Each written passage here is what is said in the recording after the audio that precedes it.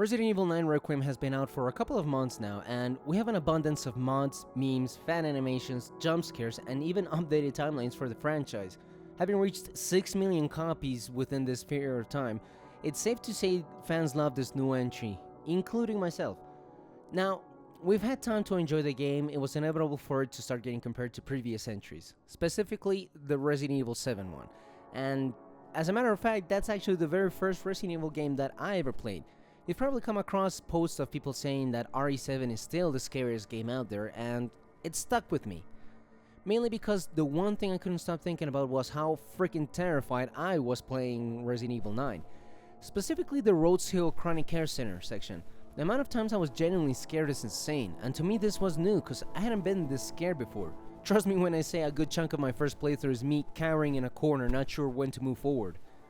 This isn't to say I haven't felt scared before while playing any other game, but it was different, and because it was different, I couldn't stop thinking why people would say Resident Evil 7 is scarier, and after giving it some thought, I think I know why. I want to be transparent here. I played Biohazard when it came out like almost 10 years ago, and I never touched it again after beating it just once.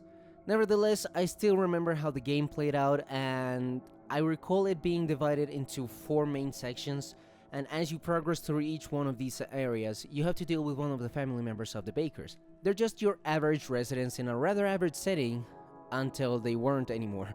Sadly, the game takes place after they've already succumbed to their mutations, so the folks you see are technically not even the original ones. See, at some point in the game you find out that the Bakers were infected with some sort of mold that over time replaced their bodies. It's kind of like that ship of Theseus paradox where a ship has its boards and parts replaced as they deteriorate over time until all of the parts are new ones. At what point is Mold Jack the actual Jack Baker? Now, coming back from the philosophical tangent, one of the reasons Biohazard is so highly regarded is because of how it brings back the survival horror experience prior games were starting to stray away from.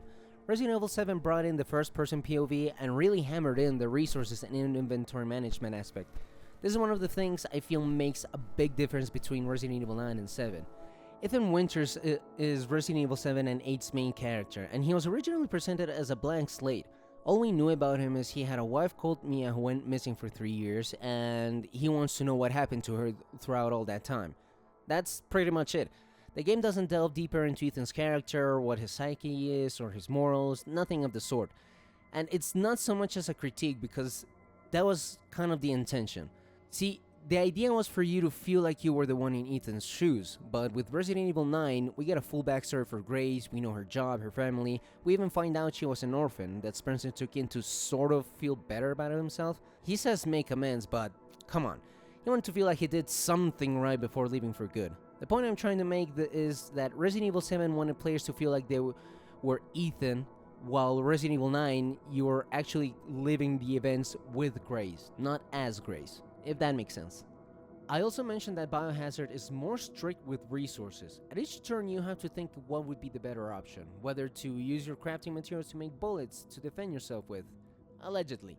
Now, while bullets can provide a sense of security, it's ultimately just you lying to yourself. The game makes it very clear that whatever is going on at the Baker's Manor, the creatures that are spawning from there are not gonna go down with a couple of bullets to the head. You're essentially experiencing what it would be like to be in a horror movie. And don't take my word for it, just look at how the game draws from different horror movies. Jack being the slasher film villain, Mary going for that weird Texas chainsaw vibe kind of deal, what with her acting all nice and stuff until you press the wrong button and she lashes out at you. Lucas has to take inspiration from Saw. It's kind of obvious with the traps and gadgets and mind games he tries to play with you. This is something that I learned about after watching Bisley's video on RE7. Check it out, it's really interesting. Resident Evil 7 is out there to scare you.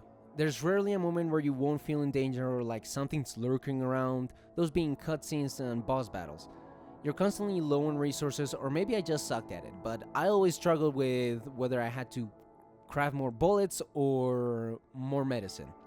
You have an immortal prick chasing you in both the first and second area, and there's also a lot of stealth which makes it even more horrifying because unlike other games where stealth is an option and there's some room for error, the sections in RE7 were instant death.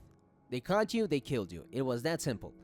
I can definitely see why people would consider RE7 scarier, but I still think Resident Evil 9 was worse, and to do so, I like to go over what I consider are the 3 stages in which the game scares you while at the Rhodes Hill Chronic Care Center.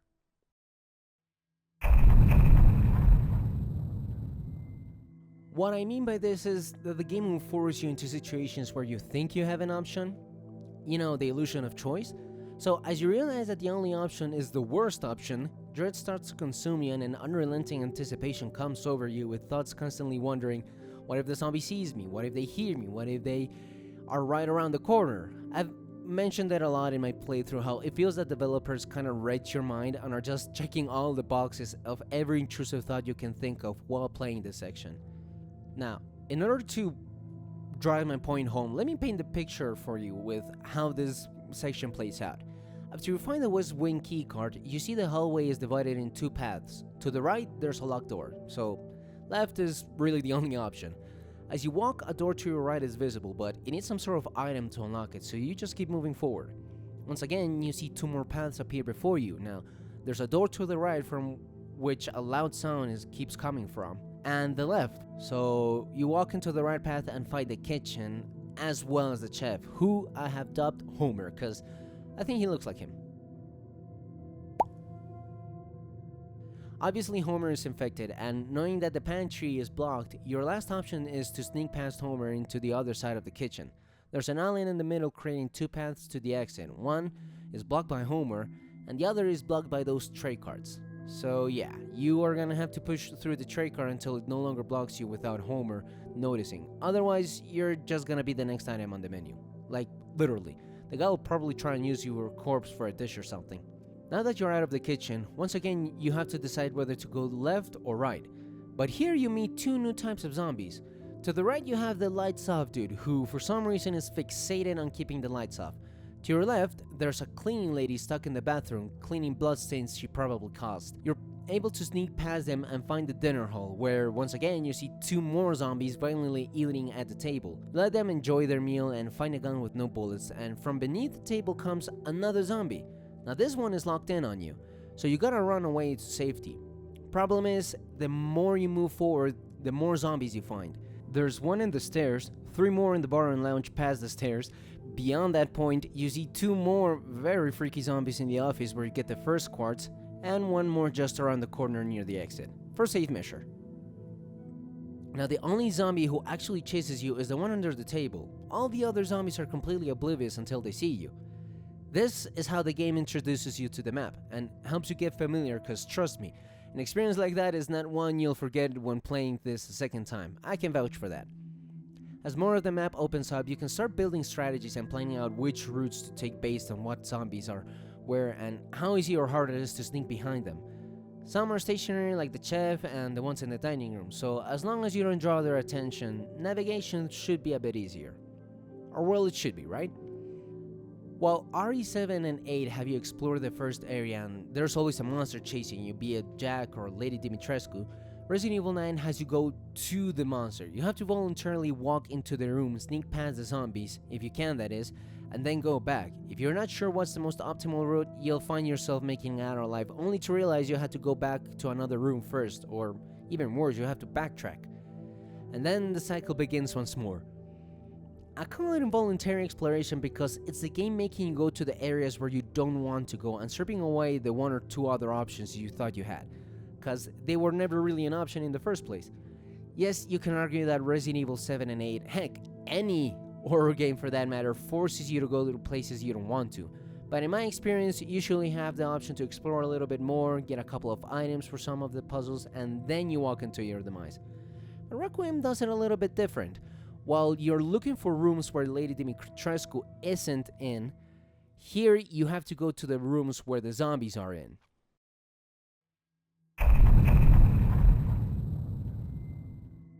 So you begin making more progress. You've managed to dodge 1 or 2 zombies that pop right out around the corner or underneath the table, and have gained access to the east wing, and once you relieve the grueling experience of sneaking behind more zombies, you find the level 1 security band. And Chunk. Oh, fuck! After the less than forgettable first impression Chunk left, you recollect having seen a couple of doors with the same icon as the wristband that you found. So, armed with your hard-earned knowledge, you walk into the West Wing, see Homer roaming in the first corridor, and... Wait, what the hell? What is he doing here? Then you connect the dots.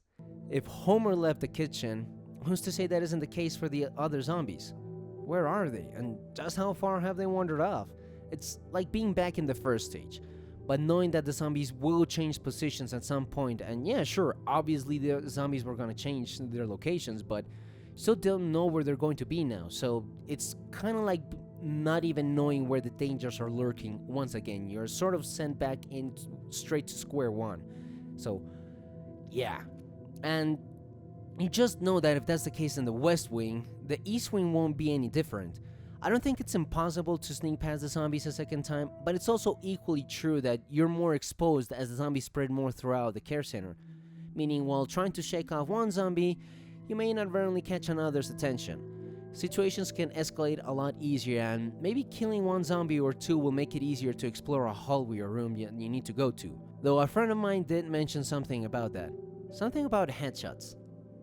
Yeah, I'm sure it's not important. This isn't something you can appreciate as much until you play the game again, but each playthrough can vary depending on which zombies you decide to kill.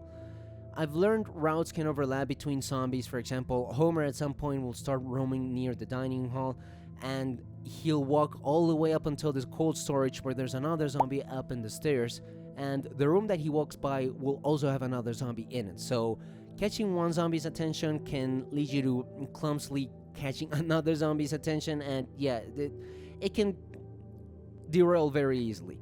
Through a bit more exploration and a few more cutscenes, you bring back a person back to life, kinda, to kill it and take away the level 2 security band. At this point, you have 2 of the 3 cords that you need to get out of the care center. Having explored pretty much the rest of the map, you head a bit begrudgingly to the isolation ward. Once again, sprinkling a bit of that stage wonder that we talked about. But something happens.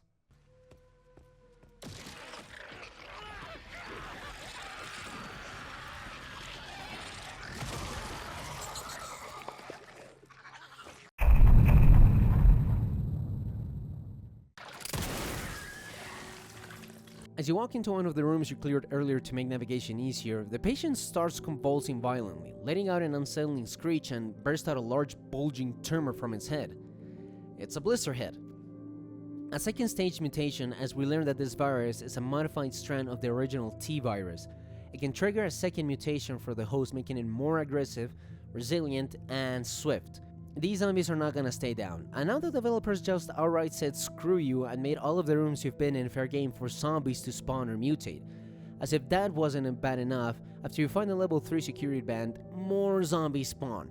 And sure, you can try killing them, but avoid the headshots, cause that's what triggers the transformation in the first place. And if you do plan to take out a blister head or two, make sure it's not near another dead zombie, cause you find out later on through more documentation that blister heads can trigger the mutation on other subjects that didn't meet the original requirement by letting the blister head's blood contaminate that zombie.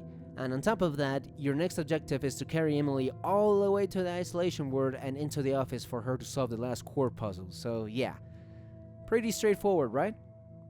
You have to fend off some zombies and a blister head while Emily solves the puzzle, and when she finally does it... See? You just needed 1 more quartz, and now the kid was kidnapped, she had the final quartz, and you don't have any other option but to jump into the dark, creepy, scary hole to get her back and also the quartz.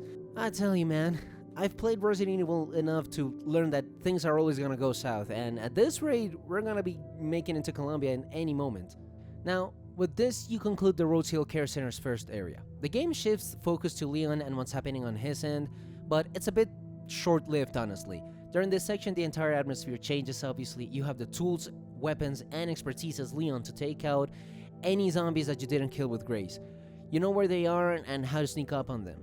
As Grace, I feel the Chronic Care Center did such an amazing job scaring the player and forcing you into those scary situations. As you learn and formulate strategies where you are more comfortable heading into danger, the game sweeps the rug under your feet and has zombies wander around the west and east wing. Homer was the bane of my existence. When he started roaming around the dining hall, I thought to myself, I have to kill this guy. Otherwise he's gonna keep complicating things for me, and The same is true for any other zombies that you find. The cleaning lady in the east wing, the guy with the head thingy that doesn't like noise. There's always a new zombie, one or two zombies, that are gonna have the ability to just spawn or appear in other areas and just make things much more harder for you. The blister heads are, though, the nail in the coffin. I present them as a third stage in the section, but really, it all depends on how you're exploring the care center and what you think needs to be the next objective. They may spawn before you meet Victor later on as Grace, or when you blissfully walk into a room thinking you are just gonna get that missing bottle or bag of scraps, and boom, you hear the guy next to you mutating. From a gaming perspective, seeing how different things can play out depending on which zombies you kill makes it interesting and makes you wonder how things can change if you approach it differently each time. I've played the game 4 times already at this point, and I've pretty much just decided on one specific route and progress that I want to follow just to avoid any more uncertainty. Now, at this point, I feel like the following sections where you play as Grace pretty much follow the same process as the Rose Hill Care Center section. I feel it's essentially the same 3 stages, but with the added bonus of the area being completely dark. Sure, there were dark rooms in the upper level, but a light switch was all it took to fix, and not to mention that the zombies were not outright looking for you, they were just kinda minding their own business. I feel the game elevates what it has done with the horror element so far, and now you're going through all 3 stages again, but Mary is a constant throughout all of them. A quick rundown of what this section consists of. The gameplay is very similar to the previous section as I mentioned, but you have to look for 3 joint blocks to open the cell where Emily is in. Get her and then take the elevator to leave the area. As you collect more joint blocks, some zombies will wake up, Mary may drop on you unexpectedly, and hell, something I noticed in my second playthrough is that sometimes shooting one of the zombies will summon Mary. Maybe not in the same room necessarily, but close enough, and if you have a joint block in that room, think twice before removing it, cause that's the only thing keeping her at bay. It's great what they did with the lights on and off mechanic. Not only does turning the light make the room a safe place for Mary, but you're also able to explore and gather further resources a little bit more comfortably. But you're still not safe, cause Mary may be sensitive to light, but zombies sure as hell aren't. You still have to be wary of them, and the light only makes things slightly easier. Especially in the boiler room where 3 zombies will spawn one after another as you make progress. The game scripts in certain jump scares from Mary, and they will be different depending on what order you follow getting the plugs. It's a simple trick. I have to admit, I did fall for most of them. The only jump scare that Mary didn't get me with was the one after you find the last joint block and have to return with the forklift key, and that's because I had been spoiled about it a while before getting there myself. Nevertheless, some jump scares did still manage to get me even more than once, because I had to play the sections again due to recording issues. It's a short section all things considered. I think I completed it in like under 20 minutes. Maybe not speedrun quick, but you get what I'm trying to say. The final sequence when you take Emily and dodge the zombies, push those boards away to close the elevator door, Mary relentlessly chasing you, climbing up the elevator, you opening the doors to get Emily out, almost losing your leg after she got a hold of it. Man, it's an intense moment, and I enjoyed a lot of it. A fitting end to the Rose Hill Care Center. I know we still play a bit longer in it as Leon in the chapel, getting Chopper's key and whatnot, but that section really isn't as horror-oriented as the rest of the prior areas that you played in. So, yeah, there's a little bit of suspense, but it's mostly just you going in, getting the key, and then getting out. The next time we play as Grace is at Ark, and well, it's still scary, it got me a few times, but I didn't feel as anxious and scared as I did back in the care center.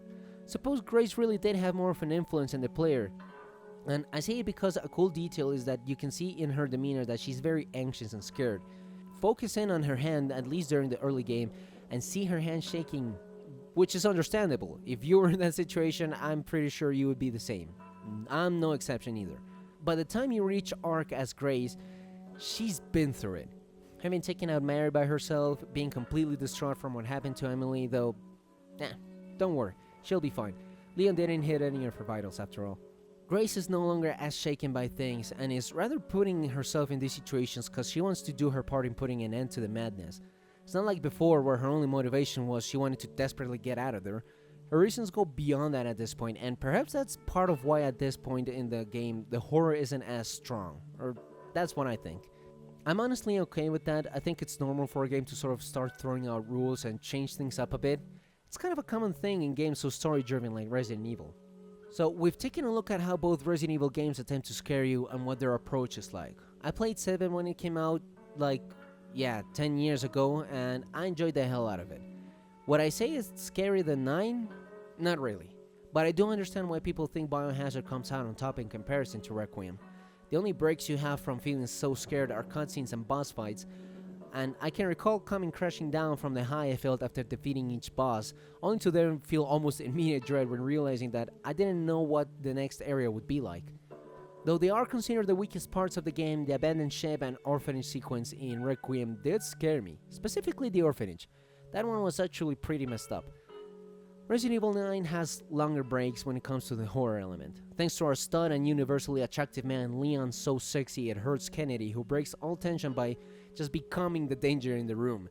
The amount of memes and references I've seen about the contrast between his sections and Grace's sections is insane.